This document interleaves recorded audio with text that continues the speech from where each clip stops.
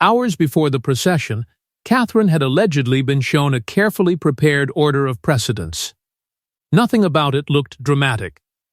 Names, positions, entrances, yet one small placement reportedly caught her attention immediately, because behind the formal language sat an unmistakable reminder of who held authority inside the new royal hierarchy.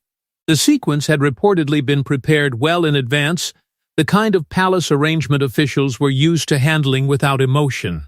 To them, it was simply protocol. One person entered first, another followed, distances were maintained, rank was respected. But Catherine did not see only a list. She saw what the arrangement would communicate. Camilla would move ahead as queen, while Catherine and William would be separated at a moment when their partnership normally carried its own symbolic weight. That distinction mattered. Catherine was not simply another member of the wider family waiting for her place in line. She stood beside the future king, representing a monarchy that had not arrived yet but was already being shaped. Every public gesture involving her could therefore be read in two directions at once: respect for the present and preparation for what came next. That was why one seemingly minor position began to feel much larger. An aide reportedly tried to calm the issue by explaining that the order had nothing to do with personal preference. It was rank, nothing more. Camilla was queen, and the entrance had been designed accordingly. Yet that explanation only made Catherine's discomfort harder to voice. If she objected, she risked sounding as though she was challenging the monarchy itself rather than questioning one arrangement inside it. So she said very little. That silence became its own message. Some around her reportedly took it as acceptance, assuming the matter had been settled. Others recognized something more controlled beneath it. Catherine had spent years learning how to hide irritation behind discipline. She did not need to raise her voice for those closest to her to understand when something had crossed a line. William reportedly noticed the change in her immediately. He knew she was unhappy, but at first he appears to have believed the issue would remain private. There was still time for someone to adjust the sequence, offer an explanation, or quietly remove the tension before anyone else became aware of it. He did not yet understand that Catherine had already begun looking at the arrangement differently. And Camilla's role made everything more complicated. There was no need to claim that she had personally designed the order. She may not have done so at all. But she understood what precedence meant. She understood what it said when one woman walked ahead and another followed. In royal life, symbols were rarely accidental, even when nobody claimed responsibility for creating them. That was what made the situation dangerous. No insult needed to be spoken. No command needed to be delivered sharply. The hierarchy could communicate everything on its own, leaving each person free to insist that nothing personal had happened at all. But Catherine's frustration was not really about walking several steps behind another woman. The deeper wound came from what those steps were beginning to symbolize. To outsiders, Catherine and Camilla represented two generations working peacefully inside the same monarchy. Behind that polished image, however, every title, balcony position, jewel, invitation, and ceremonial privilege carried another meaning. And after years of carefully managed courtesy, Catherine had begun to understand just how powerful those symbols could become. The difficulty was that neither woman could openly admit there was tension. Catherine could not appear impatient for a future role that was not yet hers, and Camilla could not seem threatened by the woman who would one day occupy an even more important position. So the relationship depended on restraint. Smiles remained measured. Public appearances stayed controlled. Any disagreement had to disappear before it became visible. For Catherine, that created an unusual emotional burden. She was expected to defer to Camilla as queen, and formally there was little ambiguity about that. Yet at the same time, Catherine was being prepared for a future in which she and William would stand at the center of the institution. She was required to respect the present while quietly preparing to inherit its responsibilities. The balance was delicate, and every ceremonial decision reminded her of it. Camilla's position carried its own complications. After years of public criticism and intense scrutiny, she had finally reached the highest female rank in the monarchy. That status was not simply a title. It came with precedence, access, symbols, and ceremonial authority. From her perspective, protecting those privileges could be seen not as rivalry, but as defending the dignity of the role itself. That was why seemingly minor decisions could become emotionally loaded. Who walked first? Who stood nearest Charles? Who received a particular invitation? Which woman wore a historic piece from the royal collection? None of these choices needed to be openly hostile to create tension. Inside a family where hierarchy was communicated through symbols, small details could carry enormous weight. Catherine reportedly became increasingly alert to arrangements that seemed to reduce William's future position to something secondary.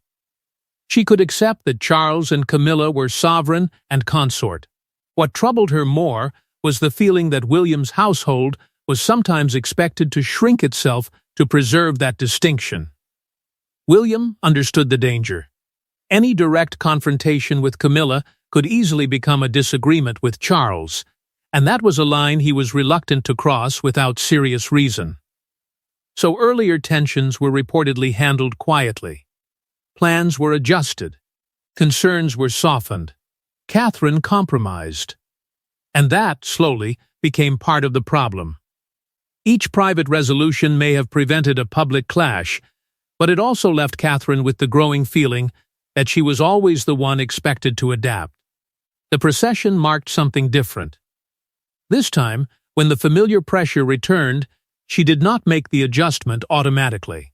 Yet the hierarchy was only one part of the tension, because another symbol of royal power had already made the relationship far more complicated: the jewels.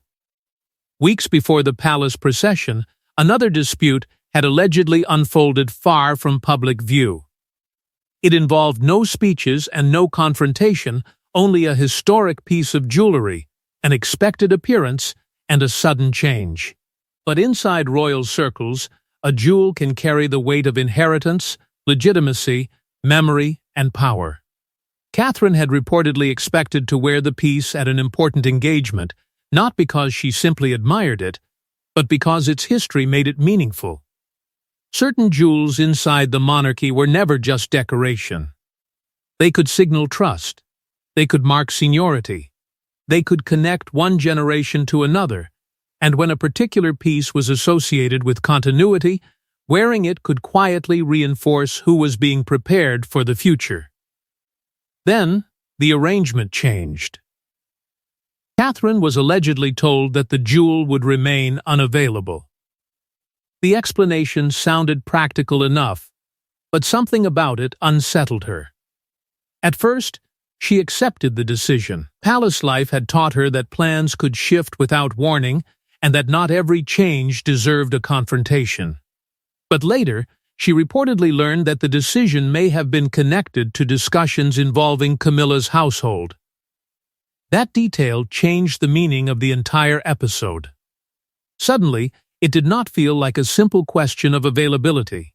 To Catherine, it began to resemble the same pattern she would later see in the procession: a quiet decision, made through formal channels where hierarchy seemed to override expectation without anyone needing to say so directly.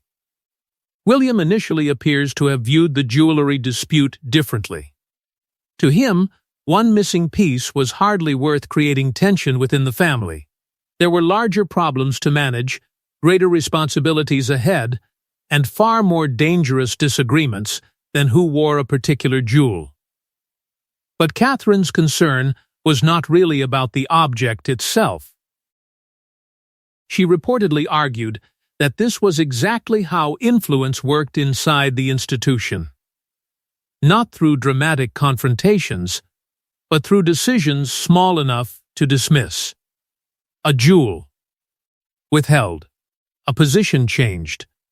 An invitation adjusted. Each incident could be explained away alone. Together, they could begin to shape someone's place inside the system. Camilla's position, however, was not simple either.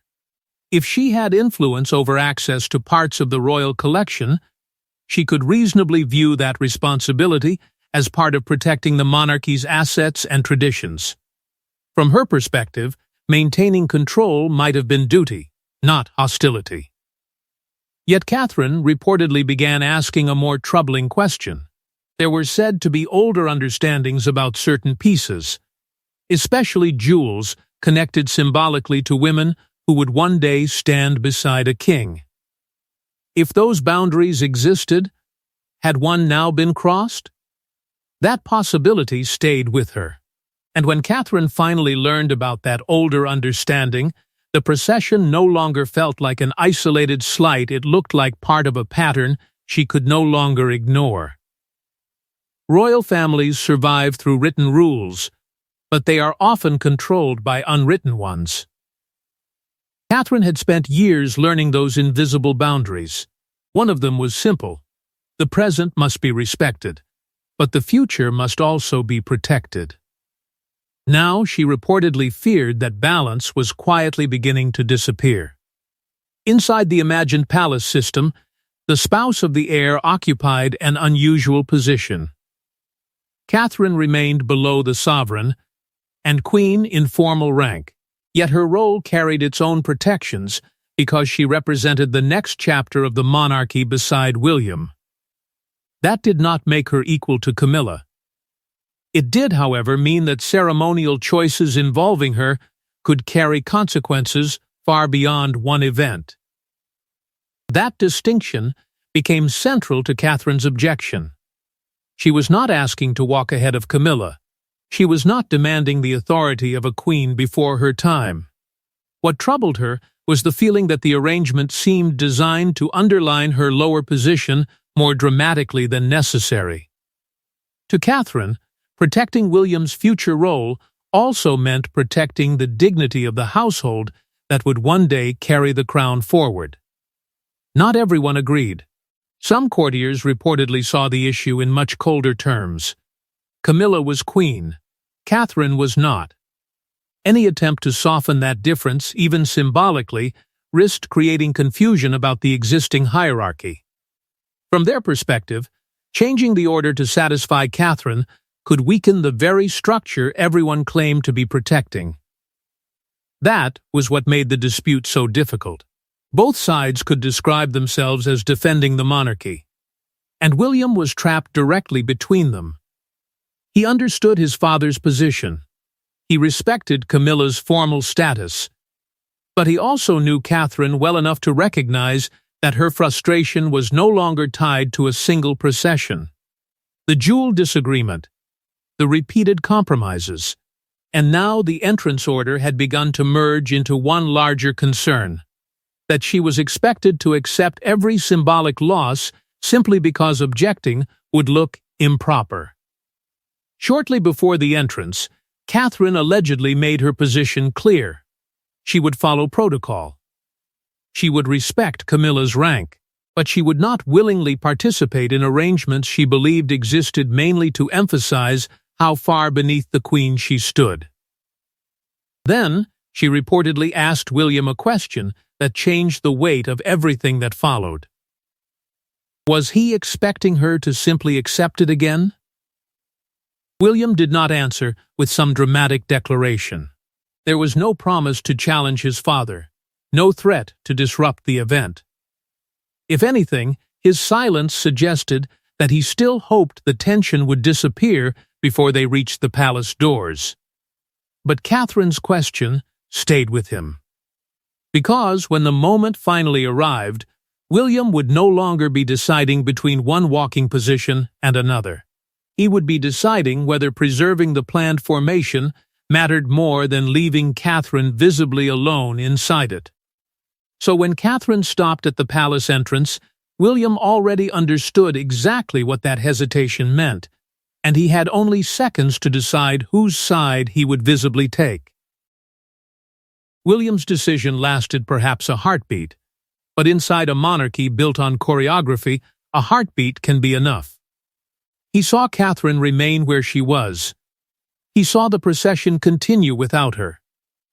Then, instead of urging his wife forward, the future king stepped sideways and quietly destroyed the original arrangement. By then, William understood exactly what Catherine's hesitation meant. This was no longer about a few steps or one awkward position.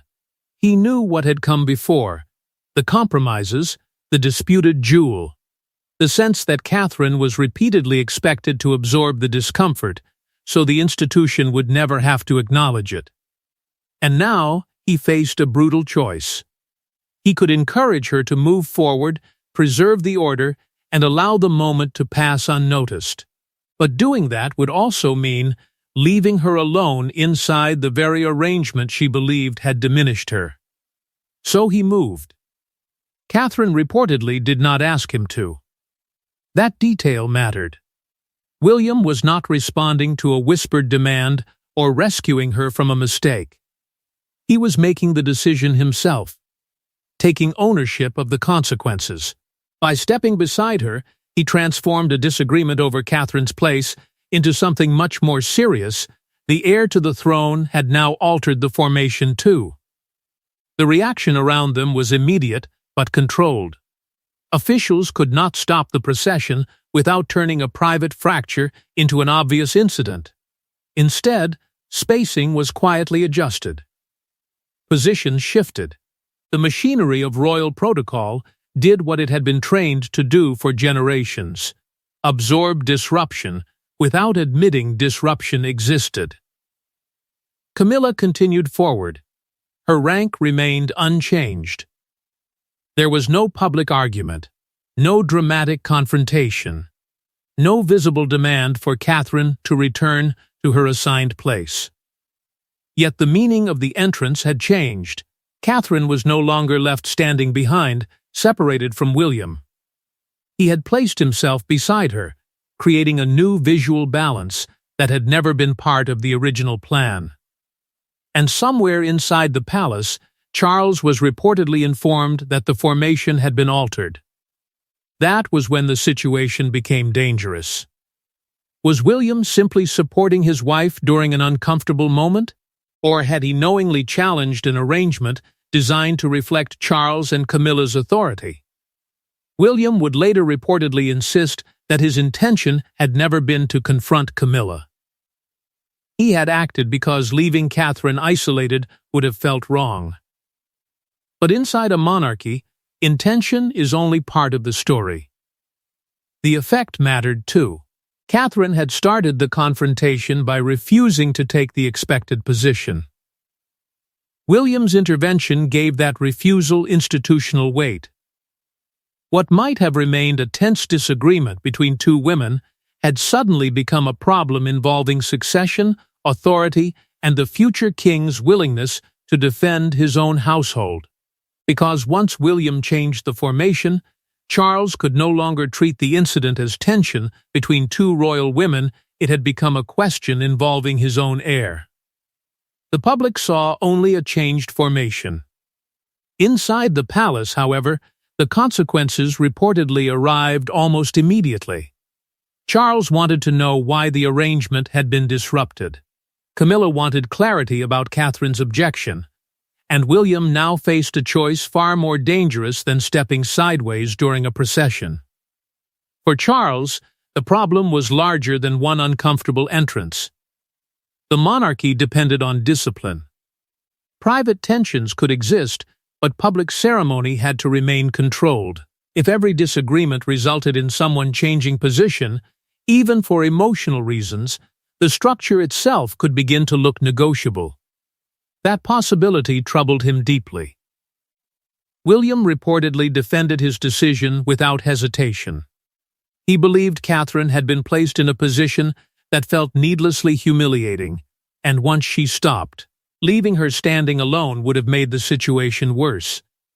He had not moved to challenge Camilla, he insisted. He had moved because he refused to let Catherine face the moment by herself. Charles reportedly pushed back. Rank, he argued, could not be redesigned every time someone felt uncomfortable. The institution had survived precisely because individuals accepted rules larger than themselves. That exposed the deeper divide. Charles saw duty as something that sometimes required personal discomfort. William increasingly saw partnership as part of that duty, not something separate from it. Catherine then reportedly entered the discussion with a calmer but more unsettling argument. She was not asking for an apology. She was not demanding Camilla's place. What she wanted was recognition that repeated symbolic concessions had consequences. One position could be dismissed. One jewel could be explained away. One altered arrangement might seem trivial, but when the same person was always expected to yield, the pattern became harder to ignore. Camilla's imagined response made the disagreement even more complicated. She had endured years of scrutiny before reaching her current position. Why should she now apologize for occupying the rank the monarchy itself had given her? From her perspective, defending ceremonial precedence was not an attack on Catherine. It was refusing to diminish her own role simply because another woman represented the future. For the first time, the tension was being spoken aloud. Catherine felt reduced. Camilla felt challenged. William felt forced to choose between loyalty and silence. Charles feared the family was beginning to behave like two competing royal households instead of one institution. Then the jewelry dispute resurfaced. Charles reportedly had not realized how strongly Catherine connected the earlier decision to the procession. That revelation changed the discussion. Her frustration had not begun at the palace entrance. It had been building quietly. A senior advisor allegedly suggested clearer boundaries for future ceremonies and access to important royal pieces, hoping defined rules could prevent another confrontation. But even that solution carried an uncomfortable question. Would clearer rules create genuine compromise, or simply make the tensions easier to hide? And the answer would emerge in the next major royal appearance, when every position, every jewel, and every step would be examined for signs that something inside the monarchy had permanently shifted. The monarchy's greatest skill has always been making conflict disappear beneath ceremony. At the next major appearance, everything looked controlled again. No hesitation. No broken formation. No visible dispute.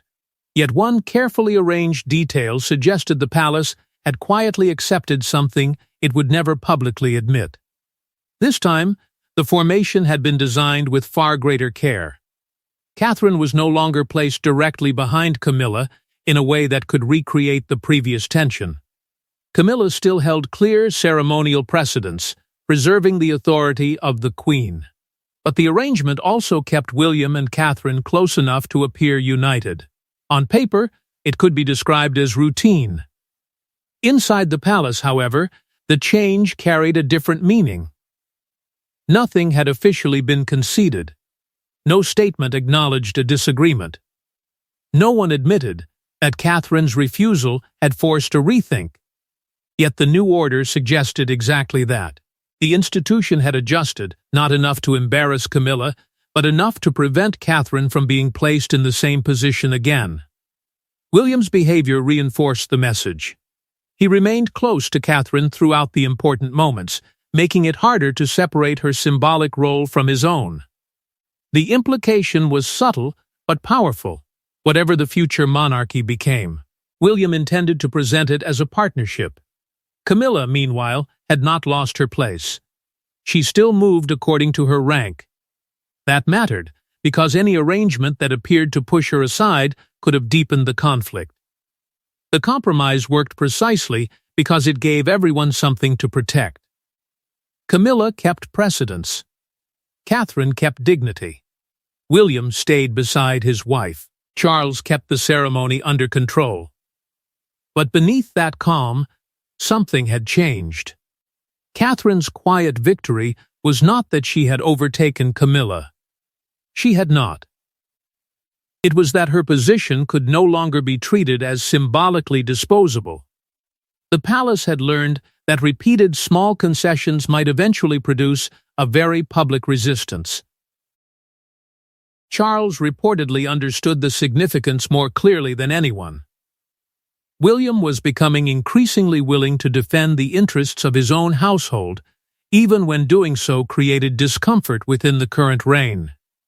That did not mean open rebellion. It meant independence. Even the earlier jewelry dispute was partially eased. A clearer understanding was reportedly reached about which historic pieces could become available to Catherine as her responsibilities grew. Again, no dramatic announcement was needed. The adjustment itself said enough. Yet every compromise carried another consequence. The palace was now managing two royal eras at once, Charles and Camilla representing the authority of the present, William and Catherine representing a future that was becoming more confident before it had formally arrived. The story was no longer simply Catherine against Camilla. It had become something larger, a monarchy slowly negotiating the transfer of influence before any crown changed hands. But the palace could rearrange a procession far more easily than it could erase what William's decision had revealed about the future. Catherine's refusal lasted only moments. William's response was even faster. Yet together, those two decisions exposed something the palace could not easily hide. The future king was no longer willing to separate royal duty from loyalty to his wife, even when the person ahead of them wore a crown. By now, the incident could no longer be understood as a simple disagreement over Camilla. It had become a turning point in the way William and Catherine related to the royal hierarchy itself. Catherine had followed rules for years, accepted precedents, absorbed awkward arrangements, and understood that monarchy demanded discipline. But this moment suggested there was a limit. When protocol began to feel less like order and more like deliberate diminishment, obedience became harder to defend. William's movement beside her gave that resistance its real power. He did not publicly criticize Camilla. He did not challenge Charles with words. He simply refused to leave Catherine standing alone. That choice allowed him to support his wife without openly attacking the crown. Yet everyone around him could understand the implication. Catherine's place was no longer hers to defend by herself. Camilla, however, could not be reduced to a simple villain in the conflict. She had spent decades under intense scrutiny before finally reaching the position of queen. From her perspective, ceremonial authority was not something to surrender casually. Every title, privilege, and position represented a status that had taken years to secure. Protecting it could feel less like hostility toward Catherine and more like refusing to disappear just because the future was approaching. That left Charles in perhaps the most difficult position of all. He had to defend Camilla and preserve the authority of his own reign, while also recognizing that William could not remain forever inside someone else's structure. An heir who never develops independent judgment is hardly prepared to become king. The jewels, the walking order, the private disagreements, and the eventual compromise all pointed toward the same uncomfortable truth. Succession begins long before a crown changes hands. It begins when the next generation starts deciding what it will accept, what it will protect, and what kind of monarchy it intends to build. Catherine appeared to understand that clearly now. Her future would not be defined by titles alone. It would also be shaped by whether she allowed others to establish her boundaries before she reached the role waiting for her. And William's intervention sent an equally clear message through the palace. Decisions involving Catherine could no longer be treated as separate from decisions involving him. To diminish one risked provoking the other. The ceremony was repaired. The formation was corrected. The public image survived. But inside the palace, one fact could no longer be ignored. When duty and Catherine finally pulled William in different directions, everyone now knew exactly where he would stand.